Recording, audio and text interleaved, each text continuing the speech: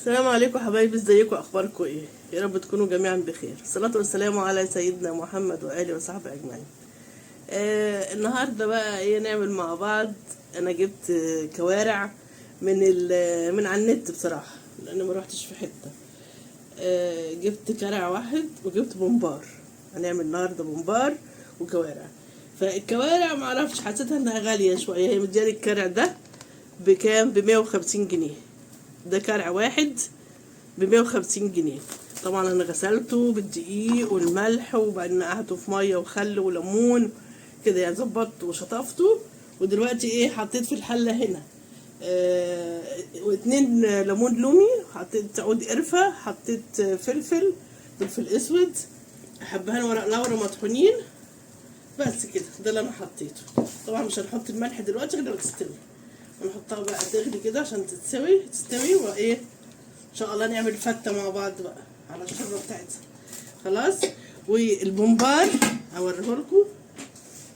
البومبار انا قلت لها ايه، انا جبت كيلو ونص بومبار، لان انا بصراحه بحب البومبار وبقالي مده ما اكلتوش فوحشني جدا.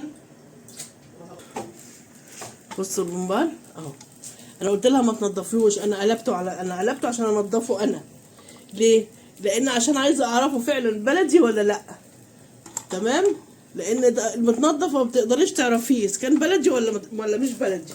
بيبقوا مخليينه يعني قشطه كده، جلد ما فيهوش اي دهون، ما تعرفيهوش اذا كان ده بومبار بلدي ولا لا. فانا قلت لها لا، انا مش عايزاه نضيف، ما تنضفيهوش، هاتيهولي زي ما هو كده. شو صباح قالت لي قلت لها خلاص بعتيهولي زي ما هو.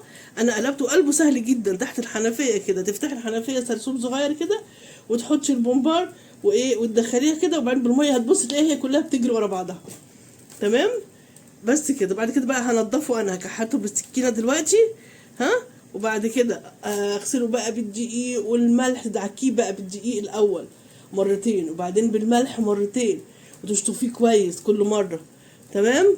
لقيتيه خلاص بقى نضف وبقى شكله حلو، تروحي بقى قلبها على الناحيه التانية برضو بالدقيق.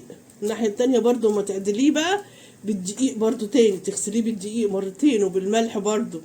تمام. وتشطفيه خالص خالص، وتروحي بقى بعد كده نقعاه في ميه وليمون، تعصري ليمونتين او ميه وخل كده، عبال ما تعملي الخلطه بتاعت المحشي. تمام. عشان كده انا قلت لها ما تجيبهوليش متنضف. ولا لا، قلت لها لا، انا مش عايزاه متنضف، هاتهولي كده زي ما هو، انا هنضفه. لان بصراحه يعني مره وقفت عند جزار عشان اشتري، لقيته بيقول لي متنضف، فببص عليه كده قلت له ده بلدي؟ قال لي اه. قلت له لا، مش عايزه لان لقيته عباره عن حته جلد، اللي هو البومبار المستورد ده، اللي ملوش اي 30 لازمه خالص. تمام. فمرضتش اشتريه بصراحه. معلش اذا كان صوتي متغير شويه، عندي دور برد، معلش. آه فصوتي متغير شويه يا جماعه. تمام. خلاص انا هبدا بقى ايه، اعمل البومبار، انضفه عبال ما الكوارع تتسلق، ونعمل فته مع بعض، ونحشي الكوارع، ونحشي قصدي البومبار ونحمره. تمام. يلا سلام. ايوه يا حبايبي، انا دلوقتي بعمل ايه، بعمل الخلطه بتاعه المحشي عشان احشي بيها البومبار. ماشي. انا قطعت كده 3 بصلات كبار، قطعتهم في الكبه، وبعدين حطيت عليهم 4 فصوص توم، وايه ورحت حطاهم في الحله بسمنه او زيت بقى زي ما انت عايزه. تمام. او سمنه على زيت. ماشي. وبعد كده رحت حاطه عليها قوطه، ضربه قوطه في الخلاط وحطها. تمام. وحطيت معلقتين ايه صلصه كمان. ماشي. وحطيت التوابل بقى، ملح وفلفل، بهارات لحمه، حبهان ورق لورا مطحونين، حطيت شويه نعناع ناشف، معلقه كده كبيره نعناع ناشف ناعم طبعا، بيبقى حلو قوي في البومبار. ماشي. وادي الخضره اهي انا قطعتها نص حزمه من كل حاجه، نص حزمه بقدونس، نص حزمه كزبره، نص حزمه شبت، حسب الكميه اللي انت بتعمليها طبعا. ماشي. بس بنقلب بقى كده، وانا نقع الرز اهو.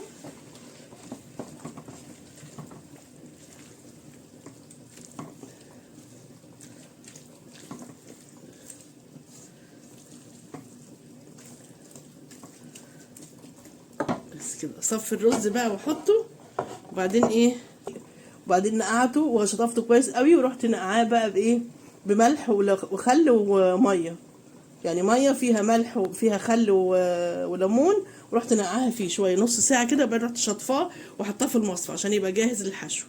تمام. بقى قشطه، قشطه وريحته جميله جدا.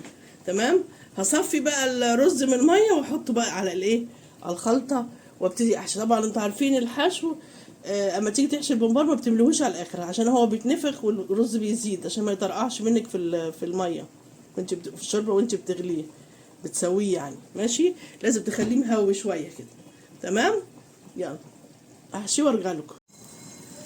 ايوه يا حبايبي، خلاص انا ايه، حطيت حله اهو، حطيت فيها بصله في الميه. طبعا حطيت ايه، بصله وملح وفلفل وبهارات وحبهان ورق لورا مطحونين، عشان دي اللي هحط فيها الايه، البمبار. انا حشيت البمبار اهو، شايفين؟ استنى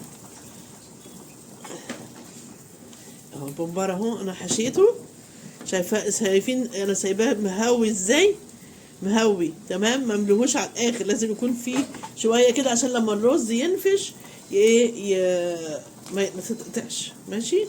نحط بقى كده، هو بيقفل لوحده على طول، هو بيقفل اول ما بيتحط الهواء بيطلع منه ويقفل، الاطراف بتاعته بتقفل. تمام.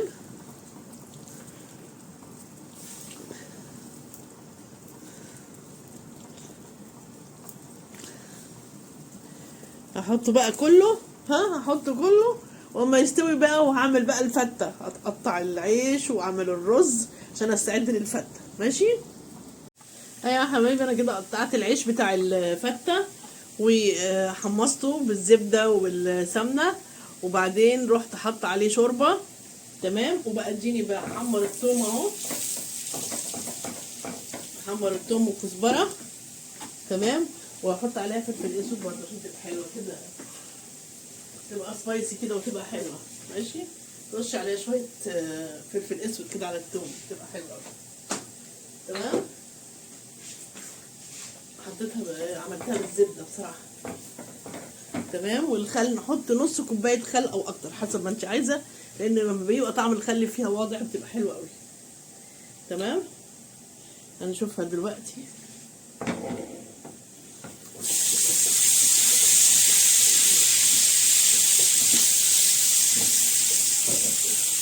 خليها ترمي غلوه ليها عشان الخل يبقى سخن كده، تبقى حلوه ما تتحط على والبمبار اهو يا جماعه انا حمرته. تمام. والكاميرا ليه مغمقه كده؟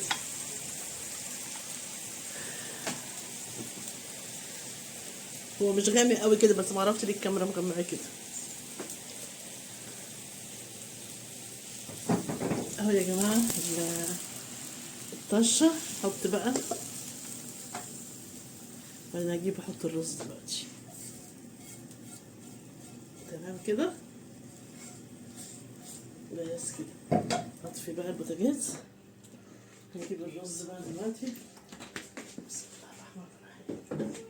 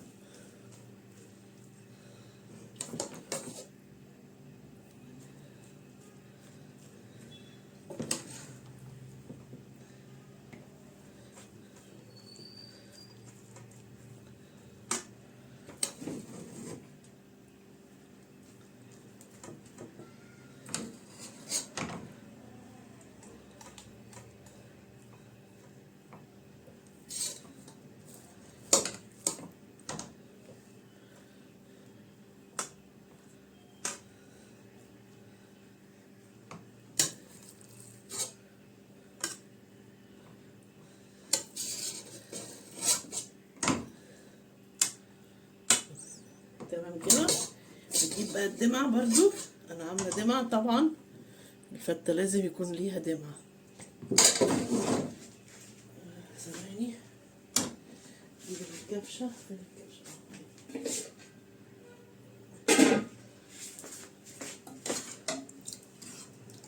بسم الله الرحمن الرحيم.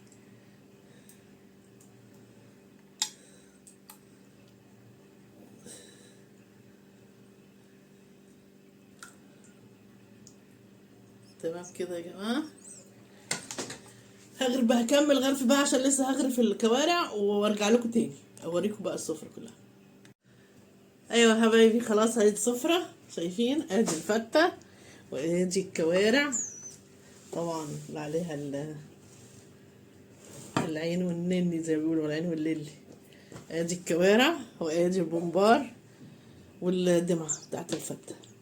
تمام، حلوة الأكلة دي، حلوة يا جماعة، وبتدفي كمان في الشتاء على فكرة، حلوة وتغذي وكل حاجة.